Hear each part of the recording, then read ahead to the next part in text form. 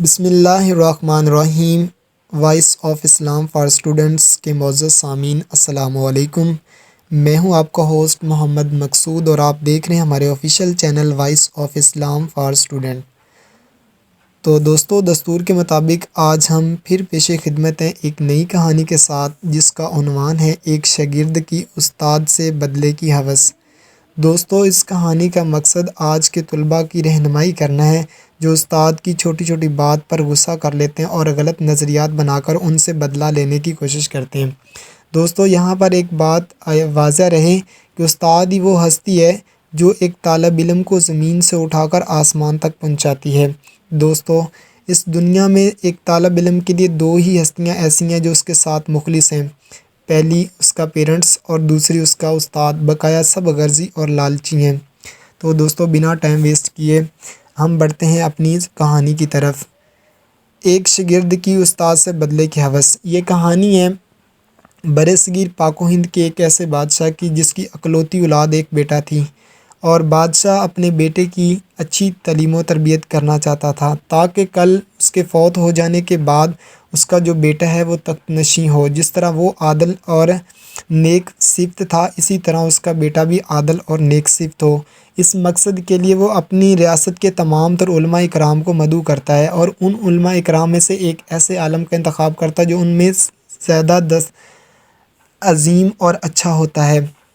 تو دوستو، جب اس عالم کو دربار میں انوائٹ کیا جاتا ہے تو بادشاہ سلامت اس سے کہتا ہے کہ اگر آپ میرے بیٹے کو پڑھائیں گے تو ہم آپ کو دنیا کی تمام تر فیسلٹیز عطا کریں گے۔ دوستو، یہاں پر استاد کا جو جواب ہے وہ سننے کے قابل ہے۔ تو استاد جواب دیتا ہے کہ بادشاہ سلامت، اگر آپ کے بیٹے نے پڑھنا ہے تو وہ اسے مکتب میں آ کر پڑھنا ہوگا۔ میں اس ایک بچے کی خاطر اپنے 100 اسٹوڈنٹس کی زندگیوں کو خراب نہیں کر سکتا۔ تو بادشاہ سلامت کو استاد کا یہ جواب بہت پسند آیا، تو بادشاہ نے کہا کہ ٹھیک ہے، یہ انشاءاللہ مکتب میں آ کے ہی تعلیم حاصل کرے گا۔ تو اس مقصد کے لیے بادشاہ سلامت نے ایک اسپیشل بگی تیار کروائی اور 2 سپاہیوں کی ڈیوٹی لگائی کہ وہ شہزادے کو مکتب چھوڑ کے اور لے کے آئیں۔ دوستو، وقت گزرتا گیا، آخر کار شہزادے نے تعلیم مکمل کر لی۔ لاسٹ ڈے سے ایک دن پہلے استاد نے شہزادے سے کہا کہ تم نے کل مجھ سے ملنے میرے گھر آنا ہے، مکتب میں نہیں آنا۔ تو دوستو، جیسے ہی شہزادہ دوسرے دن استاد کے حکم کی تکمیل کرتے ہوئے استاد کے گھر میں پہنچتا ہے تو استاد کے ہاتھ میں ایک بڑا سا درہ ہوتا ہے۔ وہ جیسے ہی اسٹوڈنٹ کمرے میں داخل ہوتا ہے، استاد پکڑتا ہے اور اسے مارنا شروع کر دیتا ہے۔ اتنا مارتا ہے کہ وہ اس کے جو نشان ہیں اس کے جسم پر پڑ جاتے ہیں۔ دوستو، شہزادہ استاد کو کچھ نہیں کہتا، ویسے ہی وہ گھر لوٹ آتا ہے۔ تو جب گھر آتا ہے تو آتے ہی اپنے باپ سے شکایت کرتا ہے کہ میری کوئی غلطی نہیں تھی، میرا کوئی گناہ نہیں تھا، میرے استاد نے بلا وجہ مجھے اتنا مارا ہے۔ خیر، وہ بھی والدین تھے کہ جو استاد کی عزت و احترام کرتے تھے اور استاد کے مقام کو پہچانتے تھے، بجائے اس کے کہ وہ اپنے بیٹے کے ساتھ آ کے استاد کو برا بھلا کہتا اور استاد سے اس کے مارنے کی وجہ پوچھتا، بلکہ اس نے کہا اپنے بیٹے سے کہ بیٹا، اس کے اندر ضرور کوئی نہ کوئی حکمت ہوگی جس کی وجہ سے تمہارے استاد نے تمہیں مارا ہے۔ خیر، باپ نے اس معاملے کو رفع دفع کر دیا، لیکن بادشاہ کا جو بیٹا تھا اس کے دل میں یہ سوال ہمیشہ کے لیے رہ گیا۔ اب شہزادے کی یہ تگ و دو تھی کہ جب وہ منصب خلافت پر بیٹھے گا تو سب سے پہلے اپنے استاد سے اس عمل کا بدلہ لے گا۔ خیر، وقت گزرنے کے ساتھ دوستو، بادشاہ جو تھا وہ مر گیا، تو اگلے دن ہی شہزادے کو تخت نشین بنا دیا گیا۔ جیسے ہی شہزادہ تخت نشین ہوا تو اس نے سب سے پہلا حکم جاری کیا کہ میرے استاد کو لایا جائے۔ تو دوستو، جب اس کے استاد کو لایا گیا، وہ بڑھاپے کی حالت میں پہنچ چکا تھا۔ ایک اسٹک کے سہارے چلتا ہوا وہ دربار میں حاضر ہوتا ہے اور ہاتھ باندھ کے عرض گزار ہوتا ہے کہ بادشاہ سلامت، مجھ جیسے بزرگ اور ناجان آدمی کو آپ نے کیسے یاد کیا؟ تو بادشاہ سلامت کہتا ہے کہ کیا آپ مجھے بھول گئے؟ میں وہی آپ کا شاگرد ہوں جس کو آپ نے دروں کے ساتھ مارا تھا۔ تو دوستو، شہزادہ کہتا ہے کہ میں آج ان دروں کا تم سے بدلہ لوں گا۔ تو استاد کہتا ہے کہ بدلہ لینے سے پہلے اس کی حقیقت کو جان لو، پھر جو تمہارے دل میں آئے وہ کرنا۔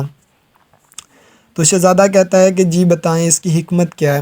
تو بادشاہ سلامت کے دربار میں کھڑا استاد کہتا ہے کہ اے بادشاہ، جب میں نے تجھے مارا تھا بلا وجہ مارا تھا؟ شہزادہ کہتا ہے جی آپ نے مجھے بلا وجہ مارا تھا۔ کہا کہ اب دیکھو میں نے بلا وجہ تمہیں مارا اور تو نے 10 سال بعد مجھے آ کے اپنی بارگاہ میں بلا لیا اور مجھ سے پوچھا کہ تو نے مجھے بلا وجہ کیوں مارا۔ اگر تم اسی طرح اپنی عوام پر بلا وجہ ظلم و ستم کرو گے تو کل قیامت کے روز تمہیں بھی اس دربار میں کھڑا ہونا پڑے گا اور لوگوں کا جو ہاتھ ہے وہ تمہارے گریبان پر ہوگا۔ اور ساتھ ہی اس نے ایک اور بھی نصیحت کی کہ بیٹا، جب لوگ آپ سے بدلے کی نیت رکھتے ہوں، جب لوگ آپ کے خلاف غلط نظریات رکھتے ہوں تو ان کے سامنے اپنی صفائی کبھی مت پیش کرنا۔ تو دوستو اس کہانی سے ہمیں واضح ہوا کہ اگر استاد کوئی بھی عمل کرتا ہے تو اس عمل کے پیچھے ایک بہت بڑا لاجک ہوتا ہے جس کو سمجھنے کے لیے ہمیں وقت درکار ہوتا ہے۔ امید ہے کہ آپ کو ہماری یہ چھوٹی سی کاوش پسند آئی ہوگی۔ مزید ایسی ویڈیو سننے کے لیے اور مزید ایسی ویڈیو دیکھنے کے لیے اور اس طرح کی کہانیاں اخلاقی سننے کے لیے آپ ہمارے چینل وائس آف اسلام پر کو شیئر کریں، لائک کریں، سبسکرائب کریں تاکہ آنے والی ہر ویڈیو آپ تک پہنچ سکے۔ امید ہے کہ آپ کو یہ کہانی پسند آئے گی اور مزید اس طرح کی ویڈیو اور کہانیاں سننے کے لیے ہمارے channel voice of Islam for student پر وزٹ کریں۔ ملتے ہیں اگلی سٹوری کے ساتھ۔ اگر آپ کا کوئی بھی اس کے ریلیٹڈ سوال ہے تو وہ ہمیں کمنٹ میں لازمی پوچھیے تاکہ ہم آپ کو اس کہانی کا پراپر جو میننگ ہے وہ سمجھا سکتے ہیں۔ ملتے ہیں اگلی سٹوری میں، تب تک کے لیے اللہ حافظ۔